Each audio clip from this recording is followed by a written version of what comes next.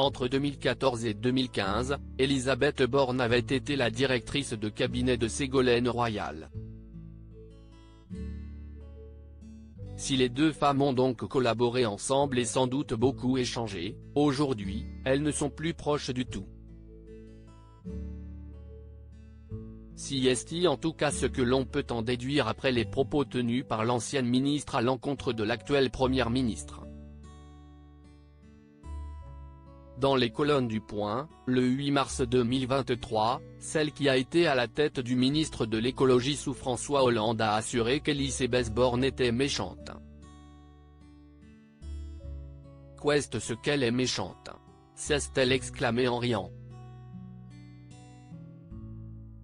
Si est une drôlesse, a ajouté son ami Daniel.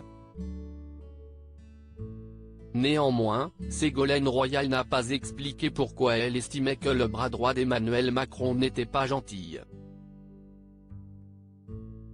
Aujourd'hui, après ses sorties parfois controversées, comme sur le conflit entre la Russie et l'Ukraine, l'ancienne présidente du Conseil régional de Poitou-Charentes peine à convaincre autour d'elle.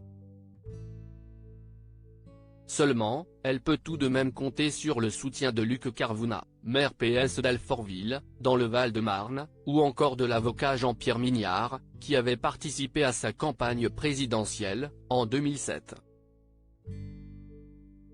Ségolène Royal s'en prend très sévèrement à François Hollande. Toujours dans les colonnes du Point, Ségolène Royal s'était montrée très dure envers son ancien compagnon, François Hollande. Pour rappel, leur histoire d'amour avait pris fin en 2007.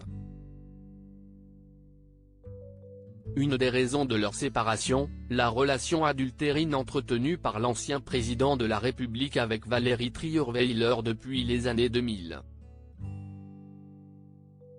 Ségolène Royal a alors assuré qu'il lui avait alors imposé une situation de bigamie. Une situation qui n'était plus gérable pour elle et qu'elle ne souhaite à personne. Elle semble encore marquée par cette période de sa vie.